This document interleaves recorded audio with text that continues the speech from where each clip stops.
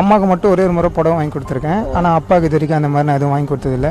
ஆசைலாம் நிறைய இருக்குது ப்ரோ. சொந்த வீடு வாங்கணும்னு ஆசை தான். எங்கள் அப்பா அம்மா இப்போ வரைக்கும் கஷ்டப்பட்டு தான் இருக்காங்க. வீட்டில் உட்கார வைக்கணும்னு ஆசை. எங்கள் அம்மா நைட்டு வந்து வீட்டில் புலம்பும் போதெல்லாம். ஆனால் ஒன்றுமே பண்ண முடியல என்னால்.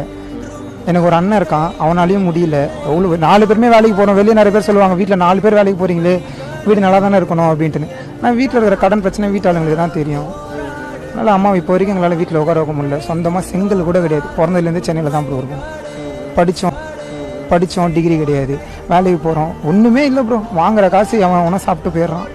கடன்னு 95 நாள்லேருந்து கடன் தான் ப்ரோ. கடனில் தான் போயின்னு இருக்குது.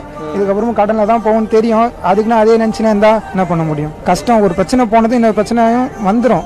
பிரச்சனை இருக்கும்போதே அப்படியே நம்ம ஜாலியாக இருந்துக்கணும். அப்படியே போயினே இருக்க வேண்டியதான். சரி ப்ரோ, எனக்கு ஒரு நாள் நல்லபடியாக வரும், நம்மளும் மேலே வரும். ஓகே, நல்லபடியாக